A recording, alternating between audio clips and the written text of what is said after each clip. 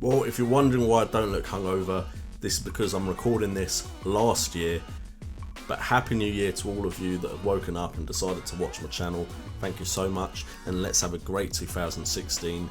You'll notice I've got the same t-shirt on. That's literally how quick I'm recording this. There's a one difference though. I've started tonight's celebrations. Although I've not enjoyed a single one of these beers. Thanks a lot, bro. What's up guys, JNO here, and welcome to JNO United. Please like and subscribe if you enjoy the content, and remember, it's all about the game. Okay guys, as you can see on the screen right now, this is my team at the moment going into Gameweek 20. Hopefully tomorrow or today I won't be too hungover to have a look at my team and decide who I need to bring in. I'm pretty sure I'm going to bring in a Stoke player, and that will be shown to you at the end of the episode what my thinkings are behind bringing in a Stoke player. But my team at the moment is Jackie Butland in goal, coming up against West Brom. I don't think he's going to regularly let in 3 goals like he did against Everton. Then we have Dawson, Dan and Alderweireld in defence, with Coutinho, Mahrez, De Bruyne and Özil, although Coutinho may be transferred out, or Deulofeu may be transferred out. I've not yet decided which one of those is going. I could transfer Vardy out, but Lukaku and Kane have been on form recently, and Vardy coming up against Bournemouth, I think he will stop that barren run that he's had recently. He was playing a lot harder competition compared to what he has been coming up against, so I think coming up against Bournemouth's defence he should score, although Bournemouth have definitely looked a lot more solid recently than they had initially this season.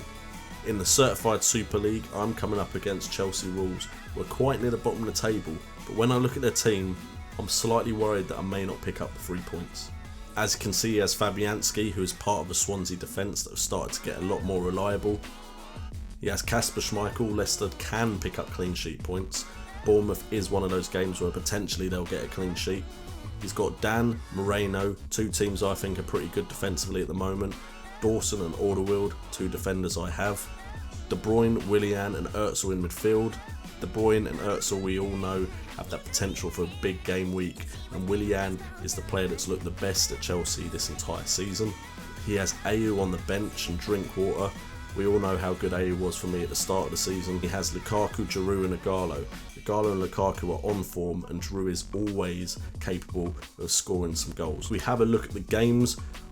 I'm looking at potential shutout at the Boleyn with West Ham and Liverpool. West Ham have looked good defensively, Liverpool have looked good defensively, and I don't think either have scored many goals, but Lanzini and Carroll are potentially back. Payet is soon to be back, so who knows, I could be wrong about that prediction. Arsenal, Newcastle, I think that means Özil has to be captain again. Leicester, Bournemouth, I'm hoping Mahrez and Vardy can continue their party. Sunderland, Villa is a big game, but fantasy football wise, not really.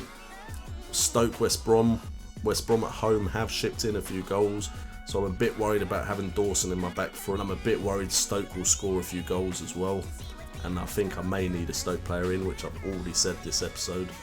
Watford, Man City, who knows with Watford, they have just been unbelievable this season, and that front 2 are epic, but the whole team has been disciplined and performing week in and week out.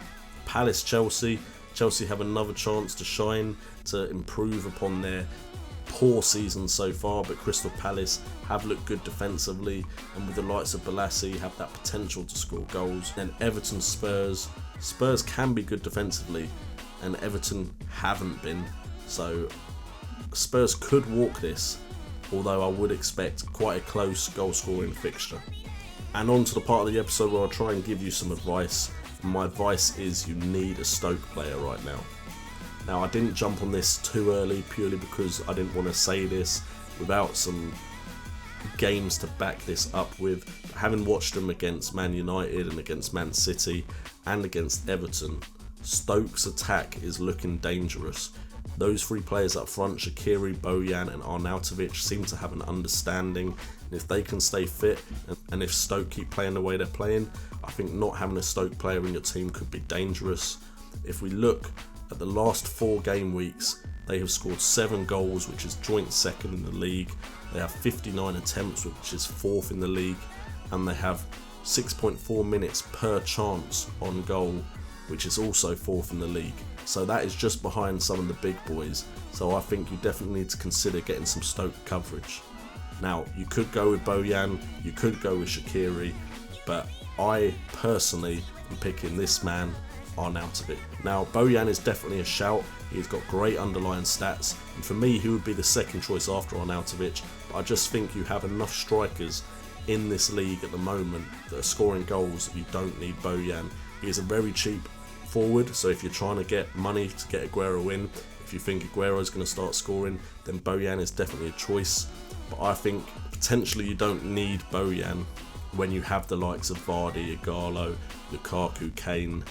And midfielder wise, I think Arnautovic is a very good choice because of his price and because of his consistency at the moment compared to the likes of Coutinho, who just, you never know if he's going to actually have a good game. The other choice is Shaqiri, who could be a great choice, but he's been a bit hot and cold, not really got many points so far this season.